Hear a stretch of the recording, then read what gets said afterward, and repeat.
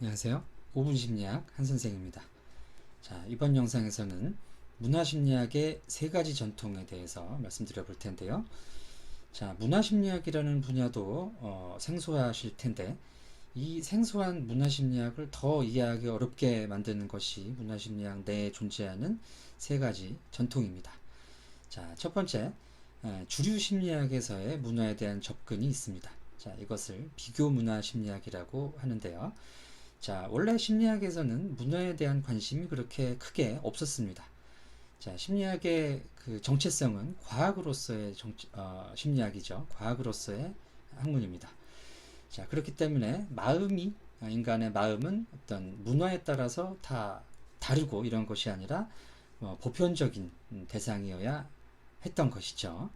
자, 그러다가 이제 한 1980년대 정도가 되면 이 심리학을 가장 많이 연구한 나라가 미국인데, 이 미국 안에서 문화 차이에 대한 관심이 점점 깊어집니다.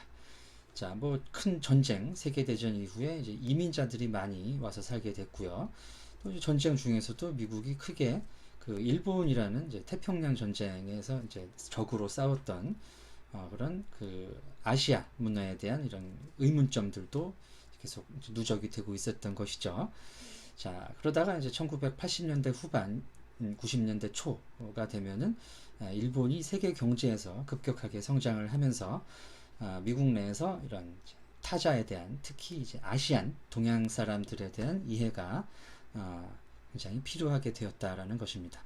그래서 이것을 심리학적인 연구 방법, 다시 말해서 실험이라든지 점수를 비교하는 양적인 방법으로서 한번 연구해 보자라는 것이 비교 문화 심리학인 것이죠. 비교 문화 심리학에서는 크게 이제 세계의 문화를 서양, 미국 중심의 개인주의 문화권과 동양, 특히 이제 일본이 대표가 되겠죠. 중심의 어떤 집단주의 문화로 놓고 그 두 문화 내에서의 어떤 변인의 차, 심리적 변인들, 마음의 차이를 연구하는 쪽에 초점을 두고 있습니다. 자, 두 번째 전통은 인문학적 배경에서의 문화심리학인데요. 특히 인류학적 관점에서의 연구들이 심리적인 주제로 옮겨가면서 이것이 문화심리학이라는 이름을 갖게 되었던 것입니다.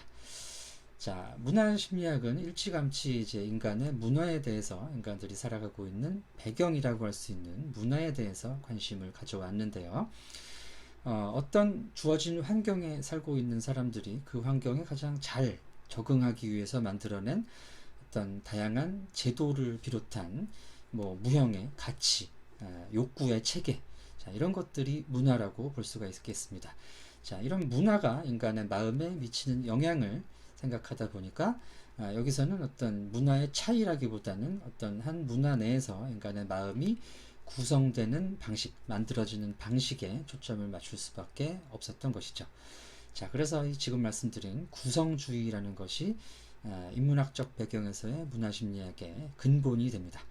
그래서 이 문화심리학과는 달리 이런 문화심리학에서는 양적인 그런 방법보다는 질적인 방법, 그리고 현상을 해석하는 해석적인 방법을 주로 사용을 하는 것이죠.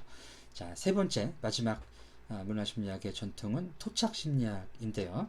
이 토착심리학은 주로 제3세계 국가들, 다시 말해서 세계가 냉전으로 크게 양분화가 되었을 때 미국, 러시아, 또 이제 미국의 자유주의 진영, 그리고 이제 소련 중심으로 한 이제 공산주의 진영이 아닌 뭐 동남아시아라든지 인도 이쪽 나라들을 제3세계라고 불렀거든요.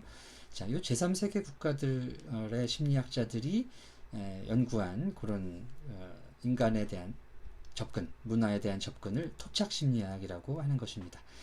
자, 이 제3세계 국가의 심리학자들이 처음에는 이제 그 미국이라든지 러시아에 가서 유학을 했어요. 공부를 했어요. 자, 그렇게 이제 그 나라들의 이론들을 공부를 하다 보니까 이게 자기네 나라에 돌아와서 적용을 하려니까 이게 잘 안 되는 것이죠.